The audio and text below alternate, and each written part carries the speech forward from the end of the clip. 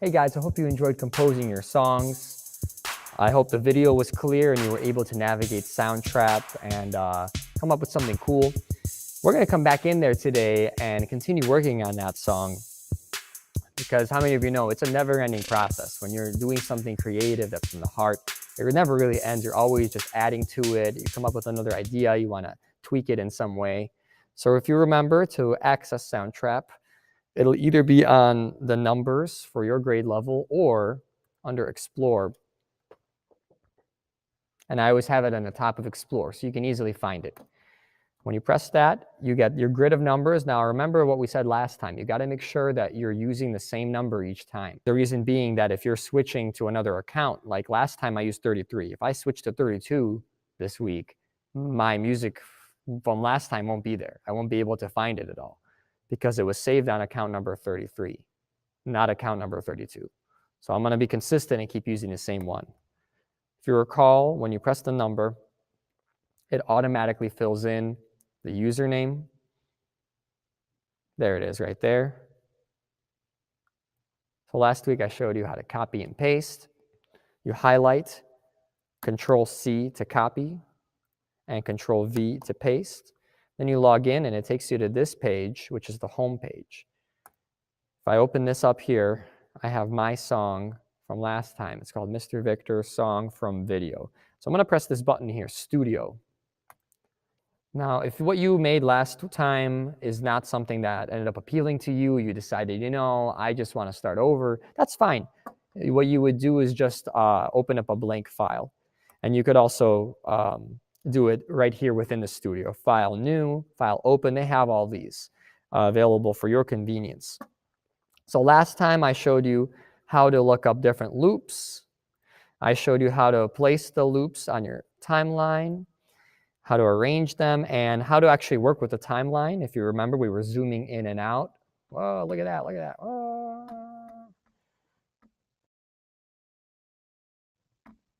Sorry, it's pretty fun. And we were also using this repeating device that allows me to, this bar up here, that allows me to hear the same chunk over and over again. So if I turn it on and it reaches the end of the chunk,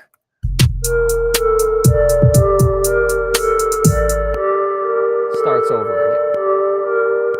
Now, if I want to hear a specific chunk over and over again, I could shrink that down. Let's say I want to hear measure 8 or chunk 8 over and over again.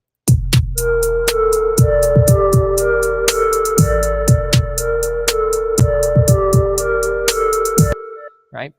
That one has the beat. What I want to do actually is move it over, maybe measure 9, and that'll be a spot that I begin to change. I'm going to change measure 9 and do something different with it. So I have it set here so it loops over and over again. I only hear that one measure. I want to add another layer to it, and I've already been working with these loops, but now I want to show you another thing that Soundtrap does. It allows you to play virtual instruments, and if you plug in a real instrument, it allows you to play that too and record it. So we've already gone over this side, which is the loops. On the other side, on the left, is the Add New Track button. When you press that, it asks you what type of track you want to add. It's basically asking what instrument you're going to play, including the voice. Now, I feel like adding a piano would really do this song justice here. If I were to just record some nice piano sound. Now, that's just a basic piano, but if you press this, they have hundreds of different piano sounds you can choose from. So if I were, for example, to choose electric grand or electric, let's do clavinet phaser. I'm previewing, I don't like how that sounds. How about 80s electric ballad? Oh, that definitely sounds like an 80s electric ballad. That's perfect. I'm going to see what I could do with that. So let's turn off the piano for now using the X. I'm going to put the playhead somewhere here. Maybe I want the piano to come in a little later, right there. Let's pull up the piano. If you'll notice, my playhead is still at the appropriate location. And I still have the piano selected. Now I'm ready to record. I'm going to press the red circle, and that lets me record it. It gives you a little countdown. Don't worry. You don't have to start playing right away. Here I go.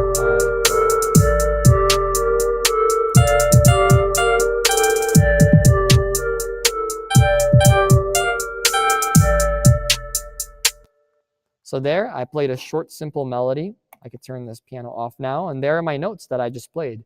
They're represented by these lines and dots. There's some empty space here that I don't want. See right here?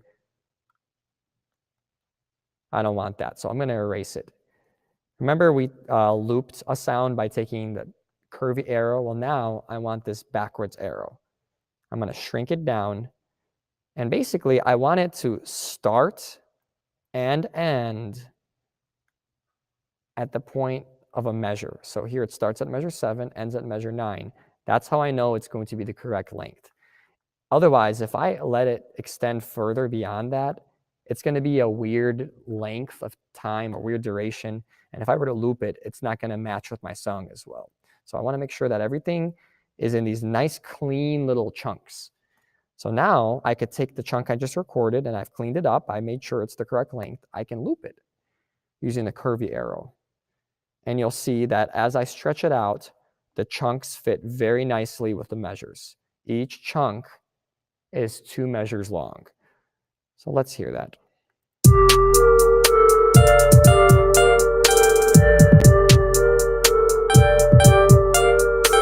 Now what's nice is that I've already recorded it. I can, if I decided I don't want that instrument, I don't have to redo everything. I can keep it playing, but just change instruments. Let's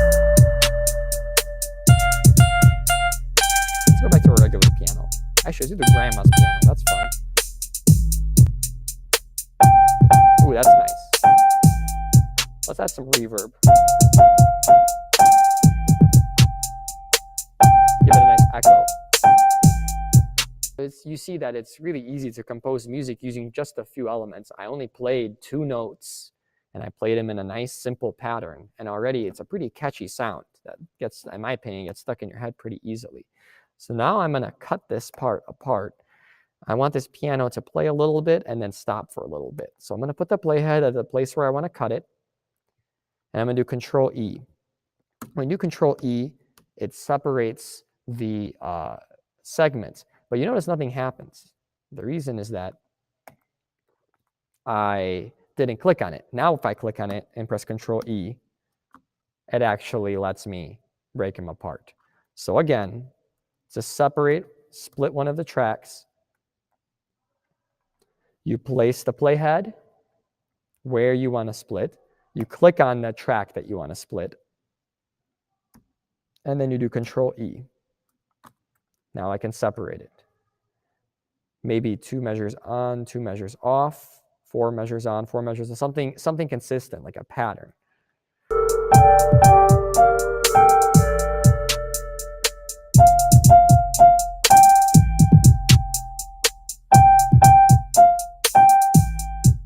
Now I like how that sounds, but I think it would sound good even higher than I played it. So I'm going to edit and change pitch. I'm going to go all the way to the top, plus 12. Be careful with the other values because you're going to change it to a pitch that might not match with the song. But 12 is always good. 12 means the same notes, but a higher version. Because there are only 12 notes in existence.